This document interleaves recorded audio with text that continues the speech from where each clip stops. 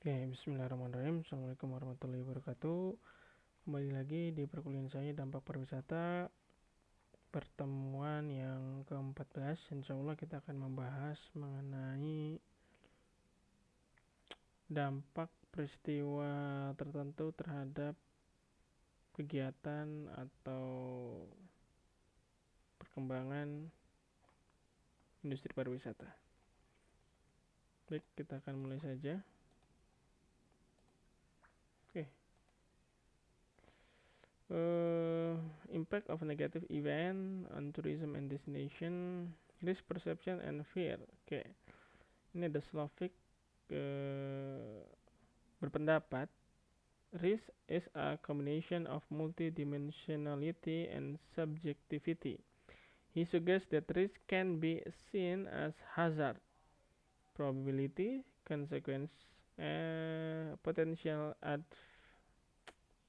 Oke, banyak iklan ya. Potential adversity or threat. Oke, ini Rosa 2003. Over a simple but comprehensive definition of risk, suggestion it's a solution or event where something of human value is at stake and where the outcome is uncertain. Oke, ini penting ya, mengetahui tentang potensi risk ya, risiko. Ini bisa juga sebagai hazard, bencana. Pastinya memiliki dampak ya, secara multidimensi atau dampak yang lumayan besar ya bagi suatu kelangsungan industri, khususnya di pariwisata. Okay, the perception of travel related risk experienced by an individual will be determined by a variety of factors. Ini ada di axiomatic measurement paradigm, the sociocultural paradigmanya ya, and terakhir psychometric paradigm. Travel is fraught with risk in term of the potential for accident, getting lost, disruption through industrial action, the effect of the weather and act of terrorism. Ya, jadi banyak ya istilahnya apa ya kalau di itu tuh, kalau di perjanjian saya lupa. Jadi ada ya, tidak bisa diprediksi ya ini resiko-resiko ini. Tourism is a form of consumption that is largely based on faith. Ya, berdasarkan ke apa ya? Keyakinan, yakin sih bahwa tempat yang akan kita tempat itu nyaman, aman dan tanpa ada suatu bencana ya. In the sense that customer are often booking something that they have not tried before and cannot take back if they do not like it. Ya kalau udah nyampe sana ya, ada terjadi sesuatu ya. Makanya sekarang kalau nggak salah ada asuransi ya, saya lupa nih nggak dimasukin. Ada beberapa asuransi yang mengcover khusus untuk perjalanan. Even the destination may hold risk in the term of health, crime, being an unfriendly environment, or visitor finding that an onward flight or the hotel is overbooked. Ya, ini banyak ya. Tidak hanya tadi bencana tersebut ya, ada juga ya kejadian-kejadian yang membuat berdampak ya, khususnya pada pengalaman berwisata ya. Tadi ya ada penerbangan yang mungkin delay atau pesawatnya tiba-tiba rusak ya, atau hotelnya ini mungkin tidak melakukan planning dulu ya, ini langsung beli-beli saja ya tanpa diatur untuk berwisatanya. Some of these risks might not figure strongly in some tourists' mind, whereas they may be a central focus for others. Okay, risk perception are subjective and not generally formed on the basis of factual data or calculated risk indicates. They are often formed in a way that do not reflect reality, and yet perception are all important because they will guide the decision. Harm avoidance is a characteristic of any living creature and can result in flight, or freeze. Okay, the event of 9/11 terrorist attack created both a flight and freeze response, where many tourists decided to go to alternative destination, often closer to home, or simply postpone any travel. Ya, ini juga salah satu yang fenomenal kejadian di Amerika ya, yang membekas untuk perkembangan pariwisata itu sendiri. Dengan adanya ini, hampir mayoritas ya wisatawan dari Amerika menghentikan sementara untuk berkunjung ke daerah-daerah tertentu ya. Oke, destination resilient. The UNWTO 2014 highlight the importance of the tourism sector to national and global economies, while also recognizing the industry fragility. Oke, jadi yang di-highlight oleh UNWTO ini bahwa sektor pariwisata baik secara nasional atau internasional ini ada yang di-highlightnya keterpentingan malah isu ekonominya, dimana ya fragile ya, jadi apa namanya, rentan juga ya kalau ada kegiatan dan sebagainya itu, karena pariwisata itu penopang ekonomi ya, khususnya di devisa. There is a great amount of interest among industry and academia on how negative events impact on business activities in terms of their magnitude, the recovery period, and how to mitigate the effect through sound planning. Ini ada framework contoh dari Destination Resilient. Kita bisa lihat di sini culture, religion, geographic location, level of economic diversification. Ini lingkup dari destination attribute. Ada dua di sini, ada image, type of tourism product, level of tourism development. Oke. Ya, dari sini dilihat dari destination resilience itu ada 3 kotak ya. Receive attribute, ini di dalamnya ada turis wisatawan yang seperti apa, media yang mengcover atau memberikan informasinya seperti apa.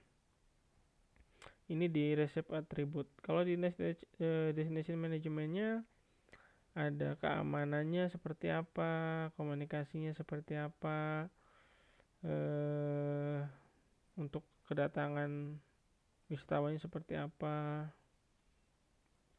Oke, kita lanjut saja. Ini nanti kita bisa tanya kalau ada yang kurang paham. Ini ada karakteristiknya sebuah event ya, lingkupnya seperti apa, frekuensinya, waktunya.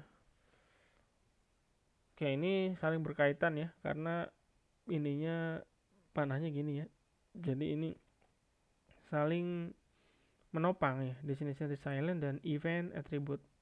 Jadi di sini kalau saya gambarkan contohnya, untuk membangun kembali pariwisata yang sebelumnya ada kejadian dan sebagainya itu membutuhkan beberapa event ya yang sudah di planning atau yang di setting untuk meningkatkan kembali citra atau image dari destinasi yang tadinya mengalami kejadian atau dari dampak yang ada di sekelilingnya. Misalkan contoh ya, lumpur lapindo gitu ya. Kita kalau mau ke sana kayaknya kepikiran, wah, tapi sekarang menjadi tempat wisata ya si lumpur lapindo itu.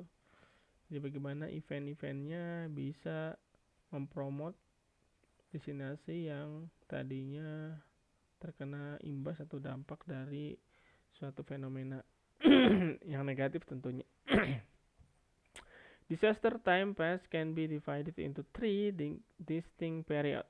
Okay, pre-disaster, during or immediately after a disaster, and post-disaster. Yang pre-disaster time frame associated with a Python event can help mitigate infrastructure and superstructure damage, such as shutting down nuclear reactor and ensure the availability of food. Kayak kapan ya yang ada gempa atau apa ya, saya lupa. Di dalamnya tuh ada reaktor nuklirnya kalau nggak salah, Jepang atau di mana ya, saya lupa. Ya ini penting juga untuk evakuasi atau mitigasi. Ya ini selanjutnya, destination communication following a shock is crucial part of restoring business as usual. Therefore, marketing campaign and inviting the media and tour operator from tourist generating market to visit the destination are fairly standard practice. Nah, ini cara yang mudah ya merangkul ya stakeholder, khususnya media ya, media dan tour operator yang tour and travel, maksudnya tour operator yang bisa meningkatkan kembali kunjungan di tempat atau destinasi yang terdampak.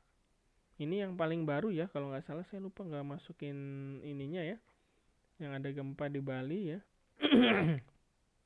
Ini langsung sigap karena mungkin karena Bali adalah salah satu destinasi unggulan ya, super prioritas dari Kemenparekraf. Oke, ini juga saya share juga, Mas Menteri.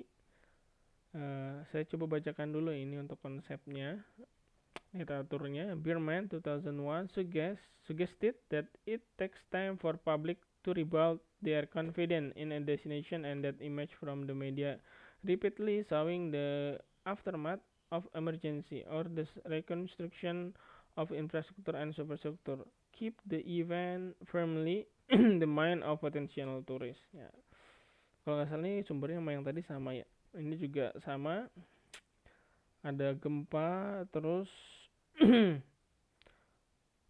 Pak Sandiaga Uno menyebutkan tidak ada fasilitas pariwisata dan ekonomi kreatif yang terdampak signifikan. Nah, ini salah satu juga untuk meyakinkan untuk wisatawan bahwa gempanya tuh nggak kenapa-napa, kita masih tetap bisa berkunjung ke sana. Apa ininya, pegangannya ini dengan narasinya tidak ada fasilitas yang terdampak signifikan ya, mungkin rusak mungkin ada, jadi masih bisa safe untuk berkunjung ke sana.